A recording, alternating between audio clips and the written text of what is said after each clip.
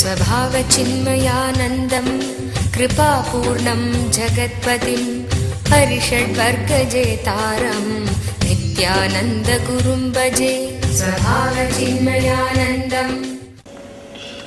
Yes. To suffer. No, the first statement is wrong. But you said in the family, all we are suffering. Sorry? When we are there in the family, with the same wife, with the same life. So, what is my question? That does it mean that if we are suffering intensely, you are progressing on your path towards God?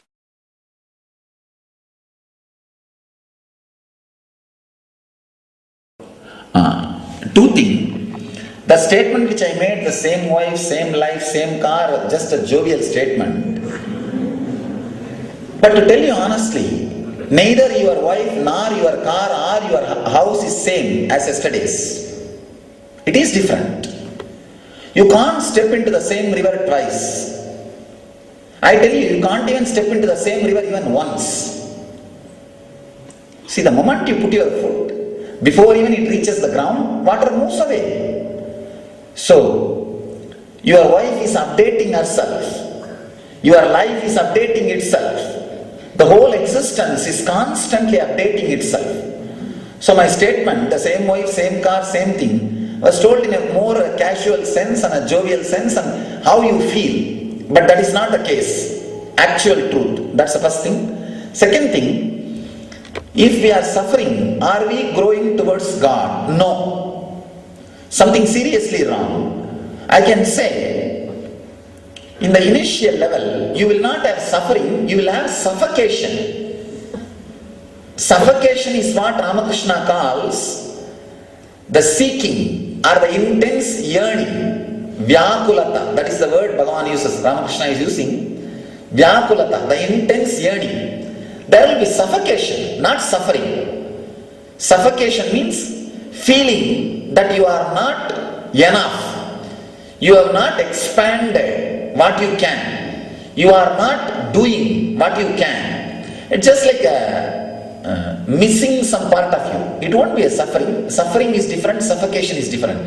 Suffering is something when you think, I need this, and you are not achieving. That is suffering. Suffocation is, you know you are something, but you have not become that. Suffocation is from within, suffering from outside. Suffocation is from prarabdha, suffering is from agamya.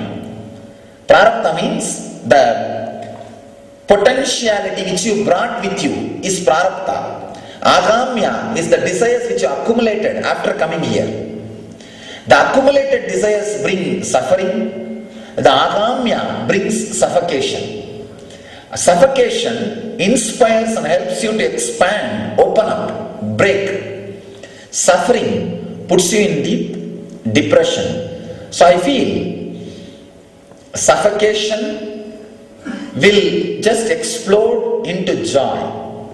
There won't be suffering between you and the enlightenment or the Atmanyana. So I can't accept the word if you are suffering more, you are going towards divine, towards God. According to my experience, not only goal, even the path is Anandamaya. Path and goal, both are Anandamaya. In the initial level, the suffocation will be there. Please understand the difference between the suffocation and suffering. Suffering is from the accumulated desires. Suffocation is from your inborn prarabdha, tendency, the potential energy. So when a seed has not become tree, when the seed is about to break, it has that suffocation, vyakulata. But suffering is after you become tree, suddenly you want maybe 2-3 houses built on you or 2-3 cars so that you can get into that. Tree can't move. Which you try to accumulate something which is not directly yours, your very quality. That is what I call suffering. Suffering is from akamya, suffocation is from prarabdha. Prarabdha, suffocation may be there in the initial level in your spiritual path, but agamya, the suffering, a depression cannot be there in your spiritual journey, then there's something wrong if the suffering is there. First sit and clear the suffering. That's a basic need to start your journey. Thank you. Yes. I'll answer 10 more minutes. Yes. How do you attain contentment?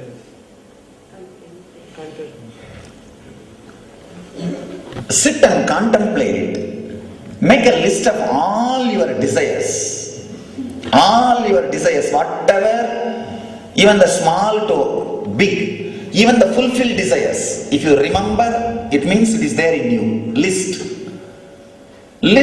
and sit and contemplate. Just take up each desire and visualize that it has become reality. How you feel.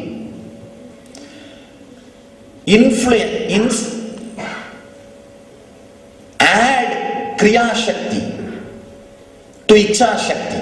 Add your visualization and creativity to your desires. Suddenly you will see many desires which you thought is your life will drop, will lose its influence over you. Empower your visualization, your desires with your imagination power. Just see that they have become reality and how you feel now. Suddenly you will see many desires which you thought is an important thing in your life will lose its power over you. Those desires are your agamya, accumulated desires. And suddenly you will see some desires will become so strong in you. That's what I call prarabdha, your own desires. With prarabdha, you see prarabdha, great quality of the prarabdha karma is, before fulfilling, it will give you a deep inspiration and energy to run behind the desire. After fulfilling, automatically that will give you a deep satisfaction. But with agamya, before fulfilling also you will have a deep irritation. Sometimes you will see, if you remember some desires, you will have a deep irritation. After fulfilling, you will feel the deep emptiness. Agamya will start with irritation and end with emptiness. Prarabdha will start with inspiration, end with fulfillment. So sit and contemplate on all the desires. Take this as a meditation. Every day visualize one desire fully. Create your heaven and live half an hour in that. It may look like imagination. What am I doing? But you will see suddenly there are many desires which you are carrying without even knowing that they have no say over your being. They have no power over your being. When the agamya drops, prarabdha will have its own energy to fulfill itself. Thank you. Shivoham, Shivoham, Shivoham.